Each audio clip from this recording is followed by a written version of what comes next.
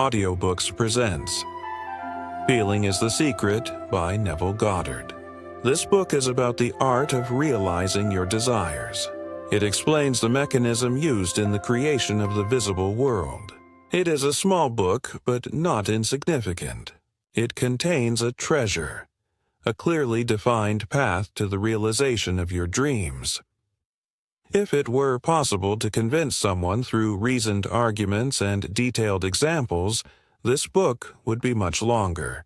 However, it is rarely possible to do so through written statements or arguments, since, for those who do not judge, it always seems plausible to claim that the author was dishonest or deceived himself, and, therefore, that his testimony was flawed.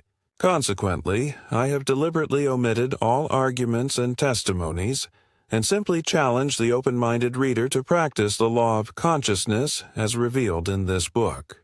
Personal success will be far more convincing than all the books that could be written on the subject. Chapter 1. The Law and Its Operation.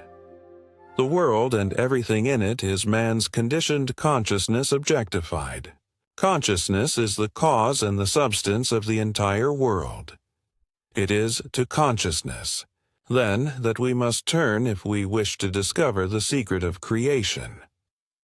Knowledge of the law of consciousness and the method of operating this law will enable you to accomplish all you desire in life.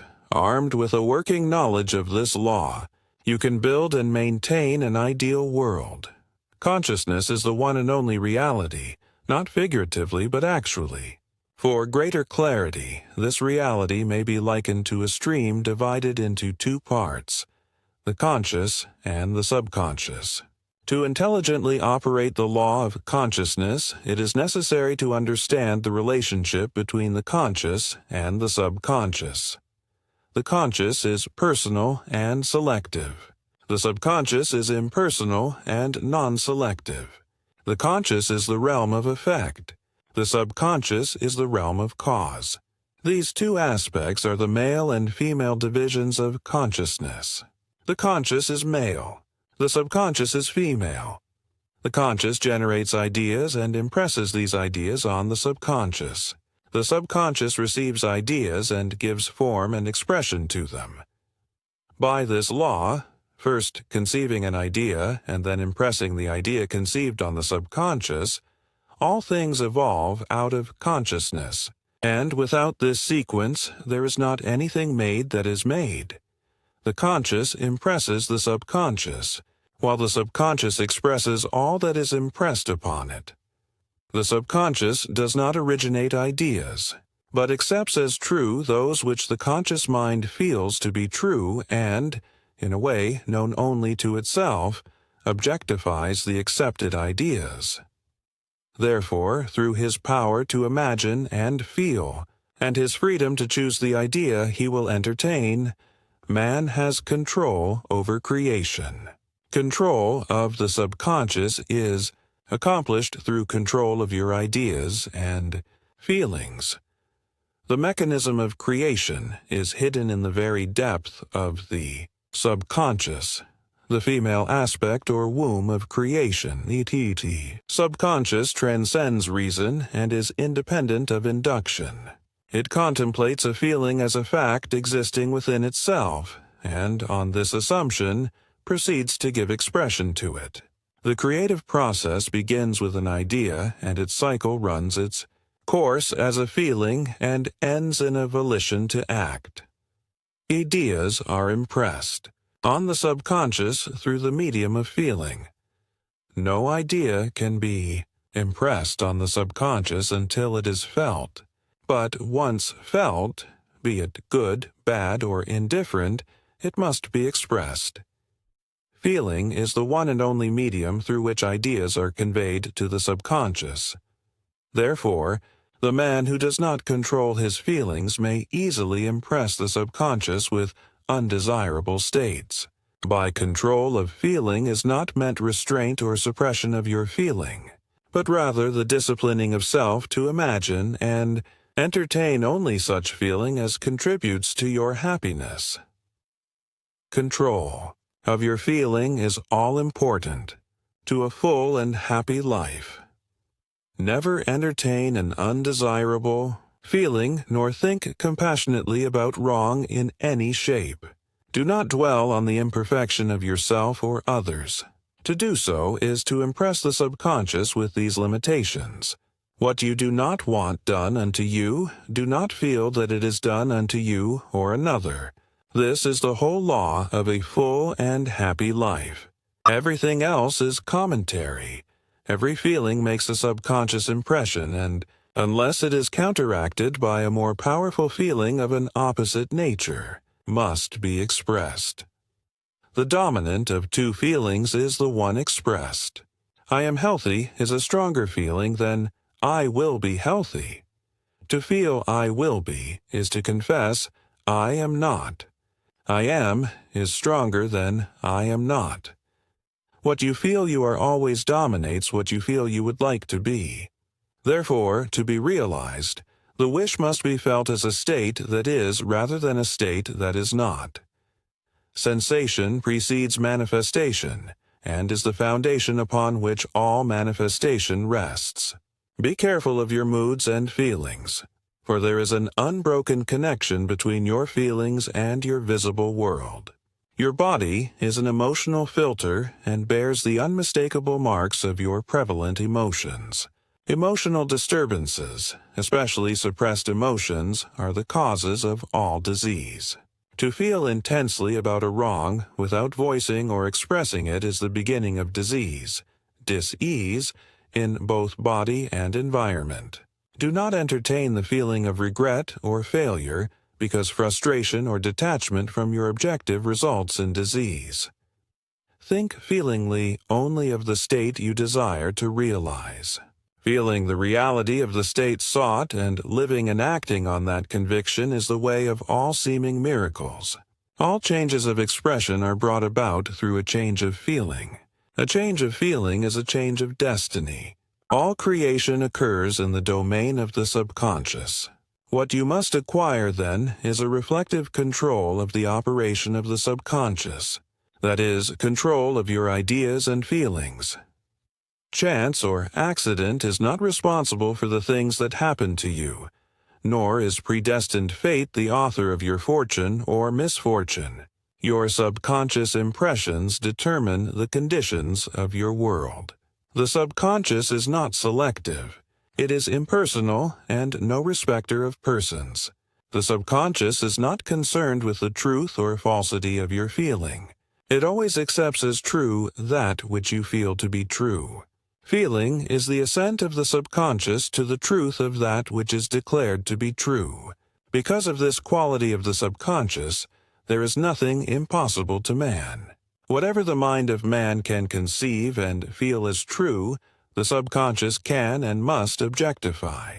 Your feelings create the pattern from which your world is fashioned, and a change of feeling is a change of pattern. The subconscious never fails to express that which has been impressed upon it. The moment it receives an impression, it begins to work out the ways of its expression.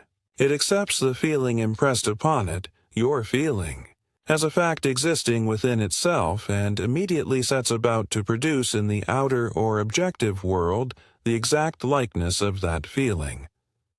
The subconscious never alters the accepted beliefs of man. It outpictures them to the last detail whether or not they are beneficial.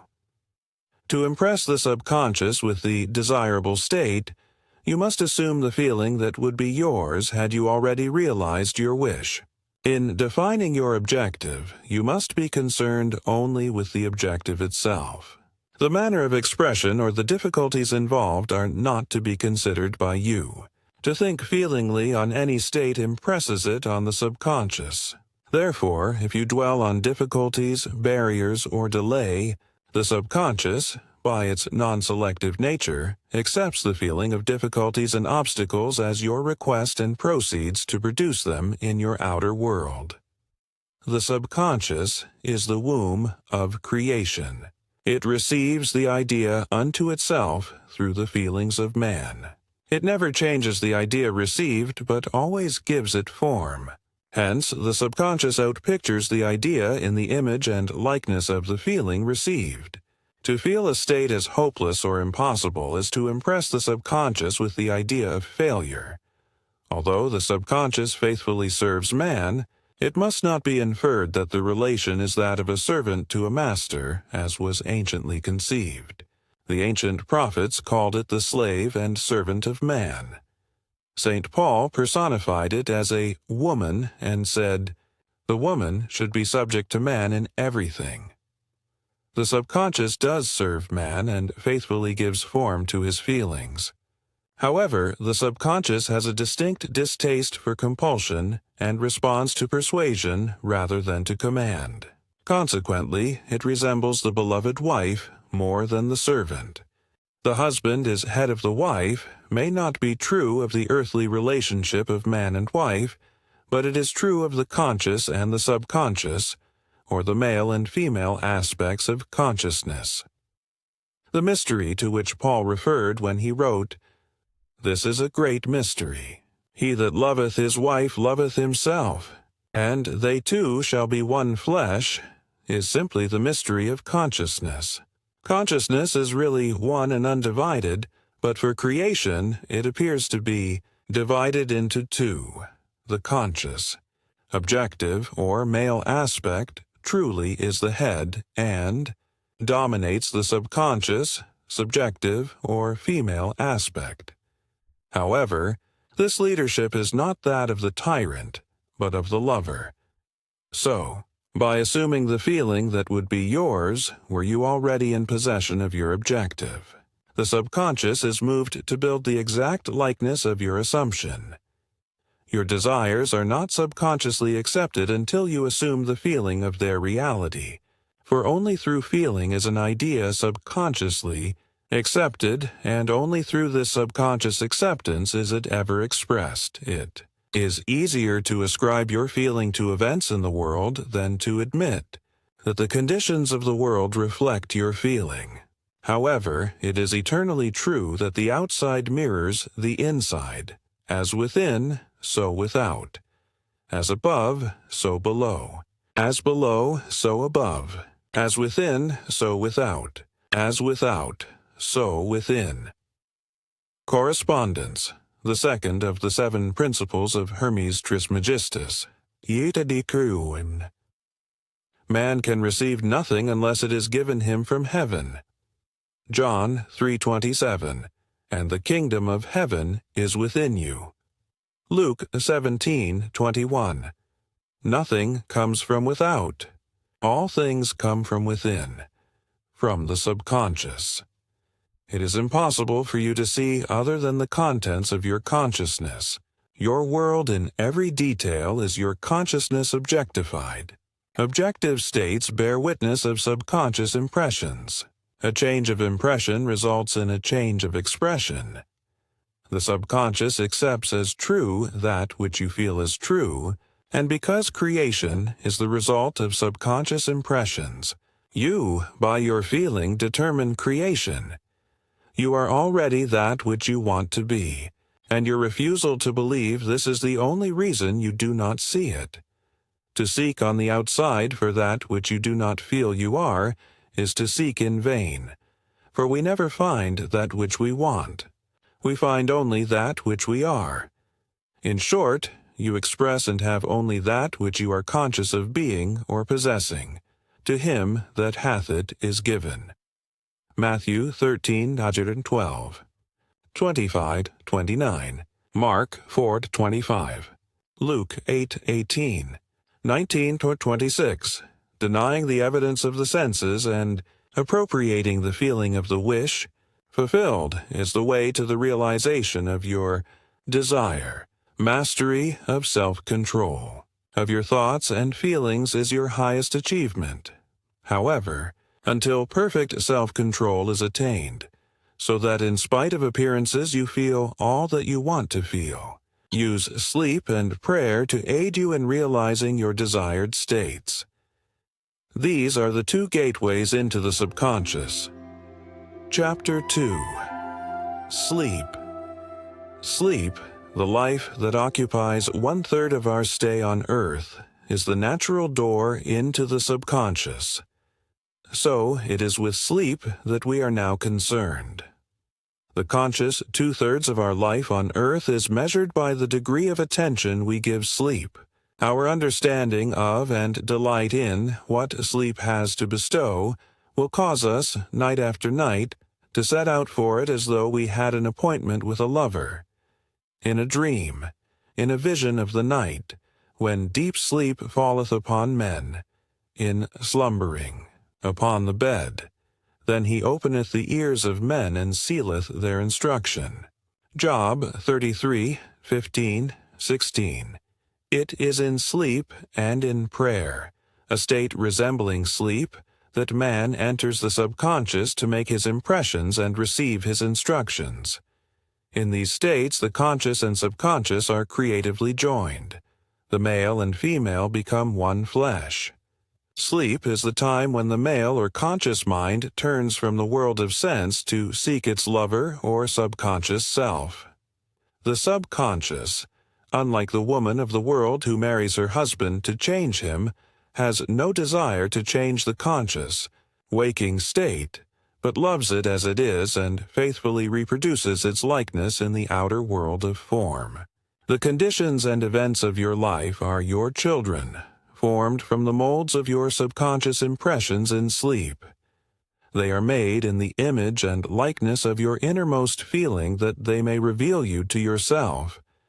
As in heaven, so on earth. Matthew 6:10, Luke 11:2. As in the subconscious, so on earth. Whatever you have in consciousness as you go to sleep is the measure of your expression in the waking 2/3 of your life on earth. Nothing stops you from realizing your objective, save your failure to feel that you are already that which you wish to be, or that you are already in possession of the thing sought.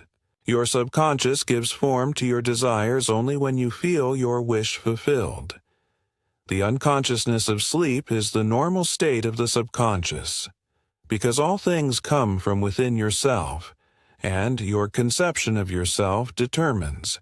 That which comes, you should always feel the wish fulfilled before you drop off to sleep. You never draw out of the deep of yourself that which you want. You always draw that which you are, and you are that which you feel yourself to be, as well as that which you feel as true of others. To be realized, then, the wish must be resolved into the feeling of being or having or witnessing the state sought. This is accomplished by assuming the feeling of the wish fulfilled. The feeling which comes in response to the question, "How would I feel were my wish realized?" is the feeling which should monopolize and immobilize your attention as you relax into sleep. You must be in the consciousness of being or having that which you want to be or to have before you drop into sleep. Once asleep, man has no freedom of choice. His entire slumber is dominated by his last waking concept of self. It follows, therefore, that he should always assume the feeling of accomplishment and satisfaction before he retires in sleep. Come before me with singing and thanksgiving. Psalm 95. Enter into his gates with thanksgiving, and into his courts with praise. Psalm 100. Your mood prior to sleep defines your state of consciousness as you enter into the presence of your everlasting lover, the subconscious. She sees you exactly as you feel yourself to be. If, as you prepare for sleep, you assume and maintain the consciousness of success by feeling, "I am successful," you must be successful. Lie flat on your back with your head on a level with your body. Feel as you would were you in possession of your wish and quietly relax into unconsciousness. He that keepeth Israel shall neither slumber nor sleep. Psalm 121. Nevertheless, he giveth his beloved sleep. Psalm 127.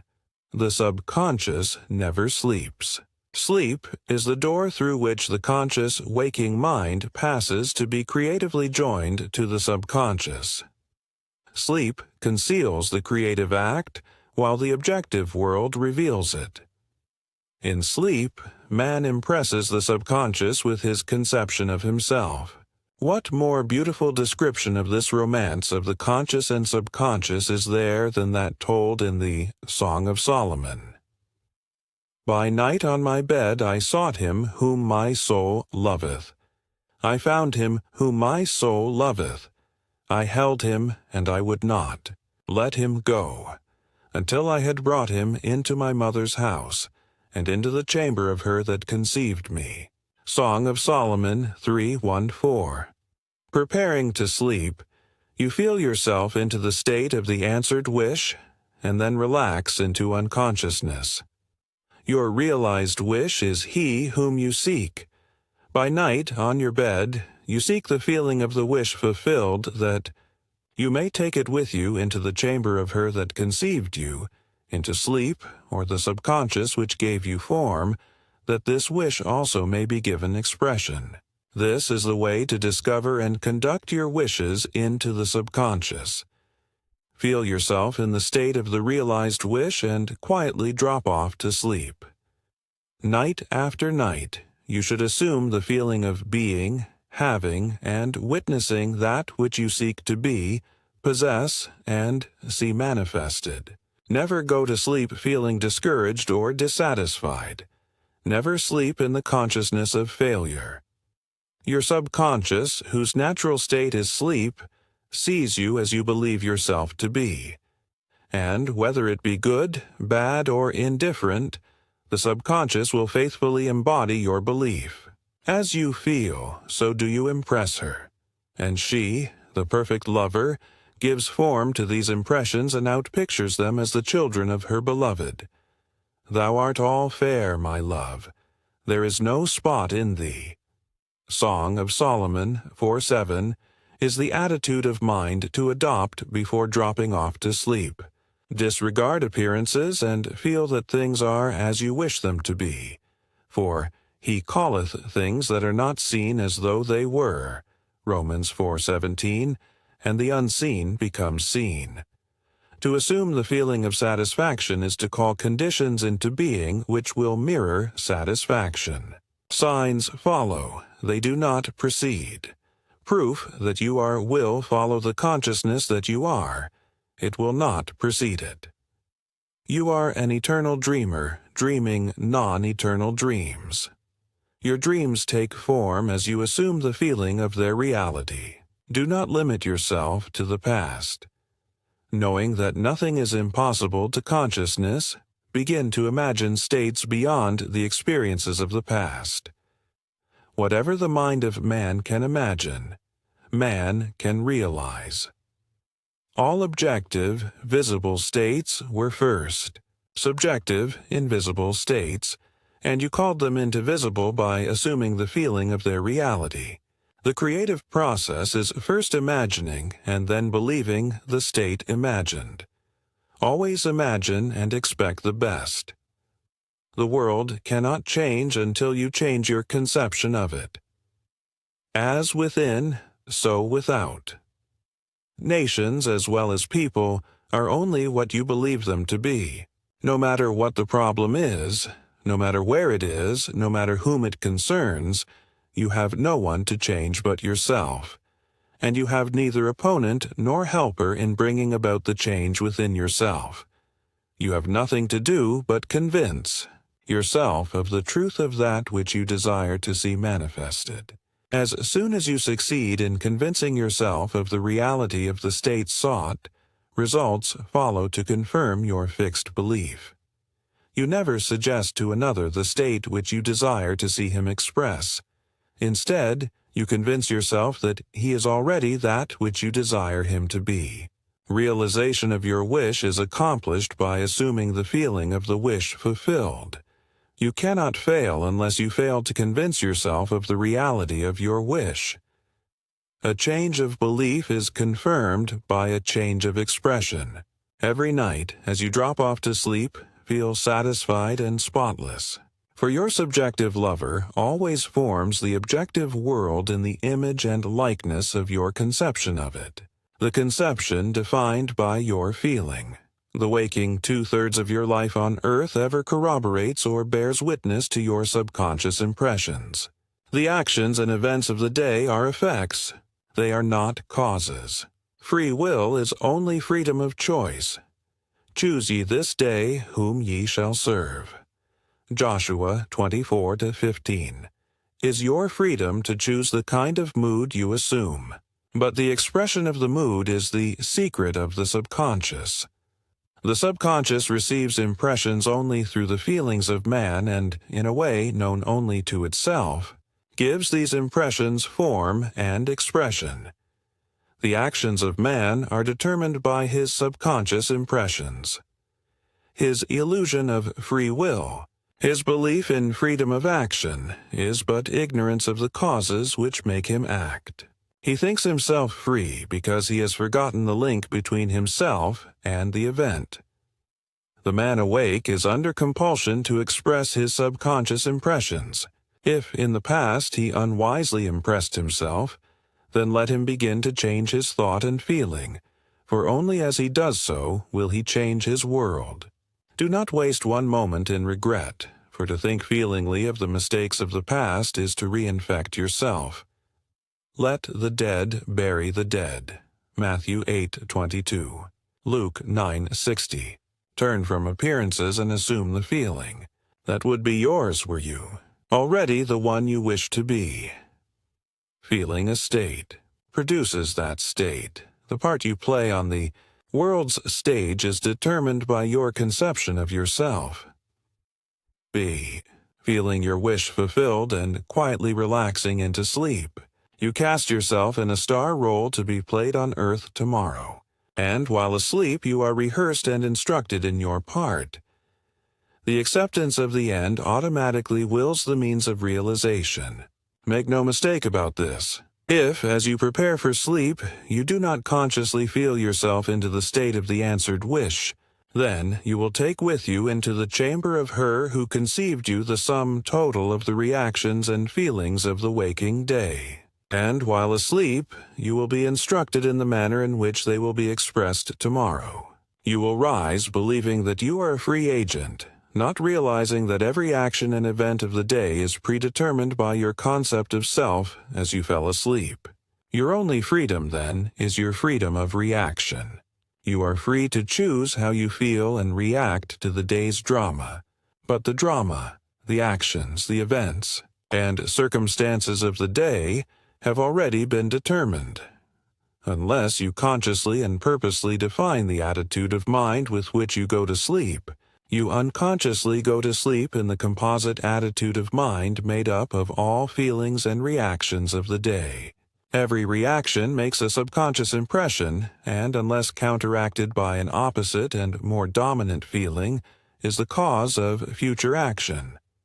Ideas enveloped in feeling are creative actions. Use your divine right wisely. Through your ability to think and feel, you have dominion over all creation.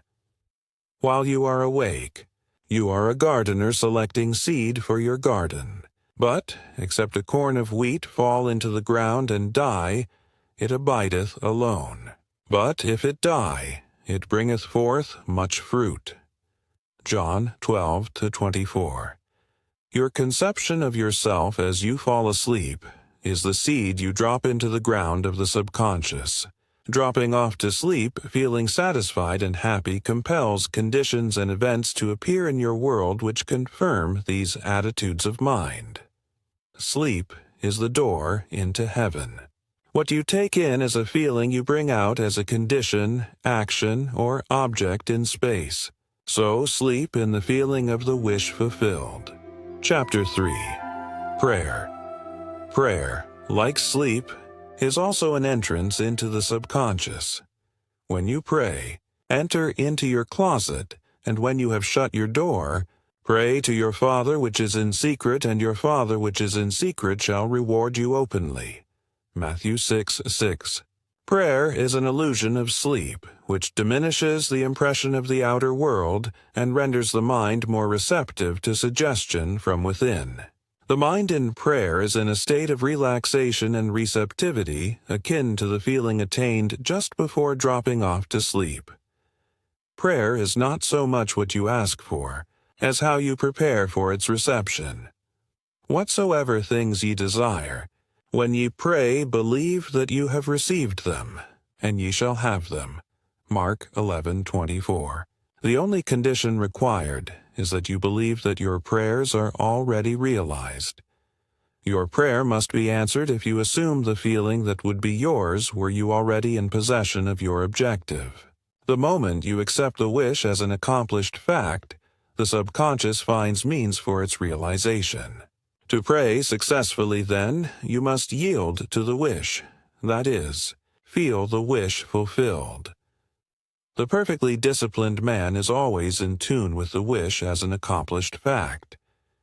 He knows that consciousness is the one and only reality, that ideas and feelings are facts of consciousness and are as real as objects in space. Therefore, he never entertains a feeling which does not contribute to his happiness, for feelings are the causes of the actions and circumstances of his life. On the other hand, the undisciplined man finds it difficult to believe that which is denied by the senses and usually accepts or rejects solely on appearances of the senses. Because of this tendency to rely on the evidence of the senses, it is necessary to shut them out before starting to pray, before attempting to feel that which they deny. Whenever you are in the state of mind, I should like to, but I cannot, the harder you try, the less you are able to yield to the wish. You never attract what you want, but always attract what you are conscious of being.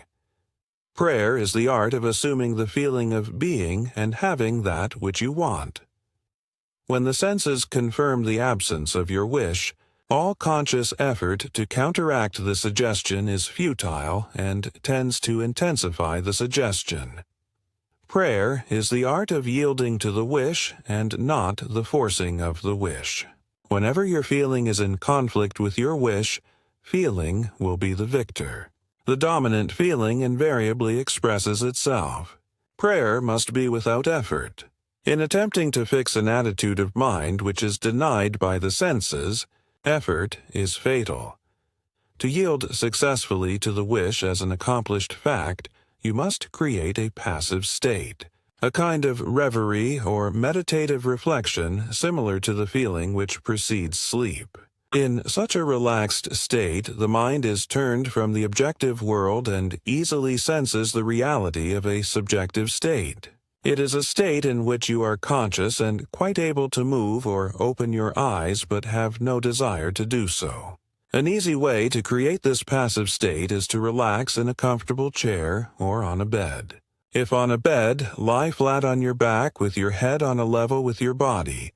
Close the eyes and imagine that you are sleepy. Feel, I am sleepy, so very sleepy. In a little while, a faraway feeling accompanied by a general lassitude and loss of all desire to move envelops you. You feel a pleasant, comfortable rest and not inclined to alter your position, although under other circumstances you would not be at all comfortable. When this passive state is reached, imagine that you have realized your wish. Not how it was realized, but simply the wish fulfilled. Imagine in picture form what you desire to achieve in life. Then feel yourself as having already achieved it. Thoughts produce tiny little speech movements which may be heard in the passive state of prayer as pronouncements from without. However, this degree of passivity is not essential to the realization of your prayers. All that is necessary is to create a passive state and feel the wish fulfilled. All you can possibly need or desire is already yours. You need no helper to give it to you. It is yours now. Call your desires into being by imagining and feeling your wish fulfilled. As the end is accepted, you become totally indifferent to possible failure, for acceptance of the end wills the means to that end. When you emerge from the moment of prayer, it is as though you were shown the happy and successful end of a play, although you were not shown how that end was achieved. However, having witnessed the end, regardless of any anticlimactic sequence, you remain calm and secure in the knowledge that the end has been perfectly defined. Chapter 4. Spirit, Feeling. Not by might, nor by power, but by my Spirit, saith the Lord of hosts. Zechariah 4:6. Get into the spirit of the state desired by assuming the feeling that would be yours were you already the one you want to be. As you capture the feeling of the state sought, you are relieved of all effort to make it so, for it is already so. There is a definite feeling associated with every idea in the mind of man. Capture the feeling associated with your realized wish by assuming the feeling that would be yours were you already in possession of the thing you desire, and your wish will objectify itself. Faith is feeling. According to your faith be it unto you. Matthew 9:29. You never attract that which you want, but always that which you are. As a man is, so does he see. To him that hath it shall be given, and to him that hath not it shall be taken away. Matthew 13:25-29. Mark 4:25. Luke 8:18. At 19:26, that which you feel yourself to be you are, and you are given that which you are. So assume the feeling that would be yours were you already in possession of your wish, and your wish must be realized. So God created man in his own image. In the image of God created he him. Genesis 1:27. Let this mind be in you, which was also in Christ Jesus, who, being in the form of God, thought it not robbery to be equal with God. Philippians 2:5-6. You are that which you believe yourself to be. Instead of believing in God or in Jesus, believe you are God or you are Jesus. He that believeth on me, the works that I do shall he do also. John 14:12 should be, he that believes as I, believe the works that I do shall he do. Also, Jesus found it not strange to do the works of God, because he believed himself to be God. I and my Father are one. John 10:30. It is natural to do the works of the one you believe yourself to be. So live in the feeling of being the one you want to be, and that you shall be. When a man believes in the value of the advice given him and applies it, he establishes within himself the reality of success. Thank you for listening to this audiobook until the end. If you enjoyed the content, we invite you to leave a like and subscribe to the channel. That way, you won't miss our future posts.